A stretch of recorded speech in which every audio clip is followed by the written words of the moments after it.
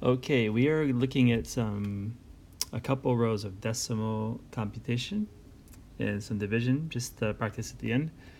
And first we're going to do addition and subtraction, then we're going to multiply, including some estimation and rounding. So again, we're putting a bunch of different skills together, especially with this. And then just division should be okay there, but just a little bit of practice. So let's just go row by row here. And we're going to start by doing some addition. Now, the main thing you need to remember when adding or subtracting decimals is to line up the decimal points. And if you do that, it's just like normal addition or subtraction with a couple of exceptions. We are also going to try to pronounce these. So why don't you start by saying this? Can you read this? Da da da da da plus da da da da da. And if you said 3 7/10 plus 54 hundredths, then you would be correct. And it's really no problem that nothing is here. We just bring that down. So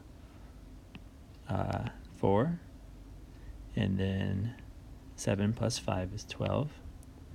And then the decimal stays where it is.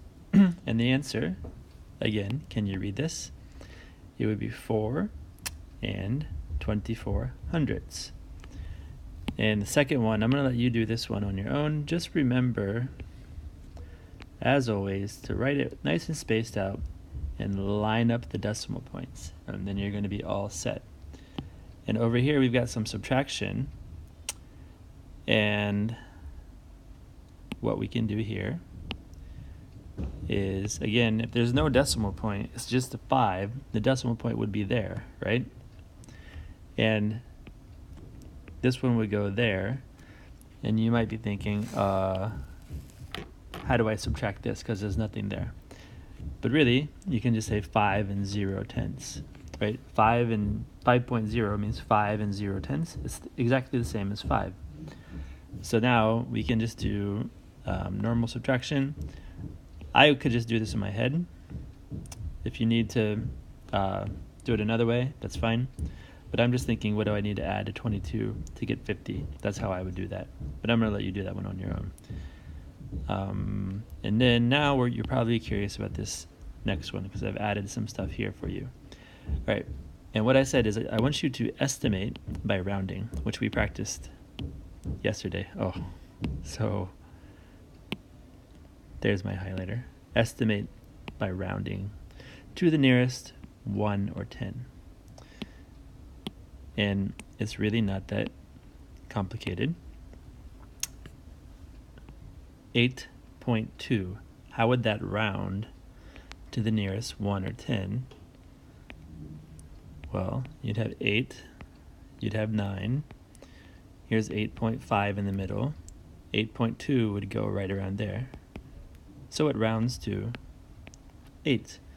4.9, how would you round 4.9? Just like we've done before. You would have 4 and 5. And you don't need to do this. You can just do it in your head if you want. But that rounds to 5. So my estimate here is going to be 8 times 5. And I know my answer needs to be somewhere near 40 for this to be correct.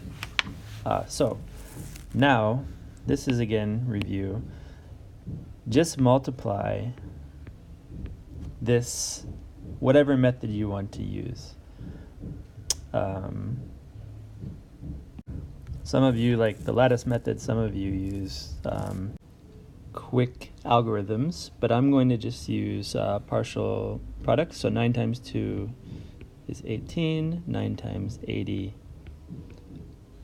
and then 40 times 2, and 40 times 80, and then I add them together. Ooh, okay, 3,918. Okay, now this is the part we probably need to review. 3,918 is not the answer because we have decimals involved.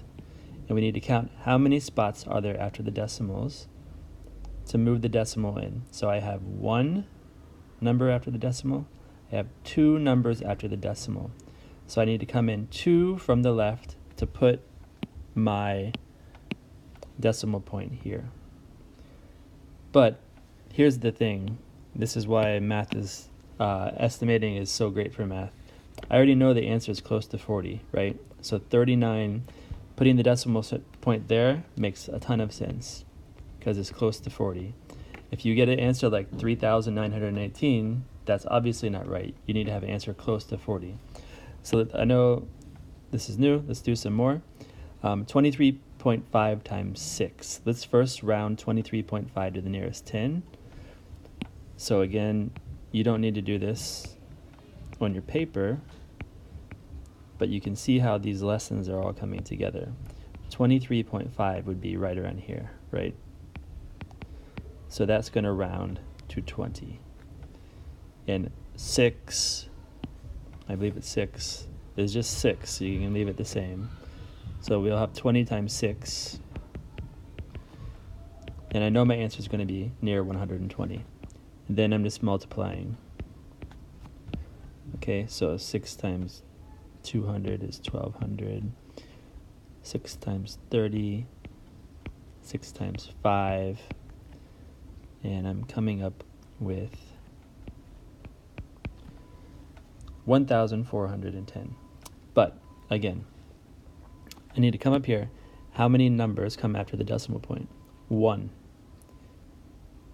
Nothing here. Just one number after the decimal point. So I come in 1 from the right side. But because we have really good number sense and number knowledge, we already know that that is the estimate. So it's going to be somewhere near there. And it is close enough to our estimate. And 141.0 is just the same as 141. We don't even need the 0 tenths there. So same idea for this one. I'm going to let you do the multiplication part, but 3.3 would round down to 3. 6.8 would round up to 7. What? So I know my answer is going to be close to 21. And again, however you want to do this, don't forget you can use the window method as well.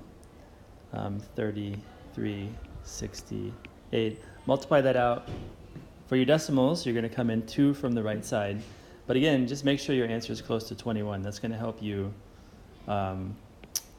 to figure out where the decimal point goes. And you guys are coming back from dance, so I'm going to stop here in a second. But division you should be able to do on your own.